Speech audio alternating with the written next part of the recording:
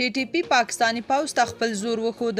په رڼا ورځ د وزیرستان بازار ته وتلي وو خو د پوځیانو ترک نه معلومېده. طالبان وایي یاران مو ښه روان دي. جزئیات هم دلته وګورئ او چینل هم سبسکرایب کړئ. رسنیو ته داسې ویډیو وتلې چې وسلوال کسان د شمالي وزیرستان په میر علي بازار کې د تحریک طالبان پاکستان بیرغ سره په سړکونو کې ګزمې کوي، موټرې تلاشي کوي او د پاکستاني پوځیانو لټون کوي، خو پاکستاني پوځیان ورک وي. د جمعې په ورځ په را رسېدلې ویډیو کې لیدل کېږي څو وسلوال چې د تحریک طالبان پاکستان بیرغ په لاس کې دی د موټرو تورې ښیښې په ټوپک ماتوي. طالب فعالانو د ټي ټي پي د یادې ویډیو په غبرګون کې لیکلي چې ښکتني یاران مو ښه روان دي په دې هیله چې دوی هم پاکستان کې ژر تر ژره اسلامي نظام جوړ کړي. د دې ویډیو په اړه د ټي ټي پي پخواني ویان احسان الله احسان غبرګون ښودلی دی.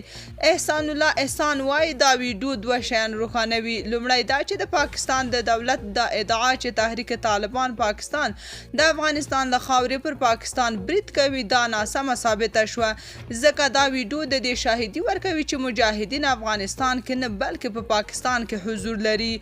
دوی پراخه ساحه لري چې عملیات او ګزمې هم کوي. احسان زیاتوي دوهمه دا چې له دې ویډیو څخه څرګندېږي د خلکو په وړاندې د تحریک مجاهدینو د نامناسب او ناوړه چلند دی. دوی د موټرو تورې ښیښې ماتوي چې دا یو نامناسب عمل دی، ځکه د ښیښو ماتول یا د نورو عامه ملکیتونو ته زیان رسول په هیڅ ډول شریعت له مخې د توجیه وړ عمل نه دی. پاکستاني طالبانو مسؤلین باید نه یوازې دا چې په دې اړه پام وکړي بلکې د بخښنې په غوښتلو سره د خلکو تاوان جبران کړي. د ډیورند فرضي کرښې ته څیرمه د شمالي وزیرستان چې د ټي ټي پي د پیدایښت مرکز بلل کیږي، خو د دې ډلې له څه مودې ځنډ وروسته یو ځل بیا خپل ځانونه په عام بازار کې څرګند کړل.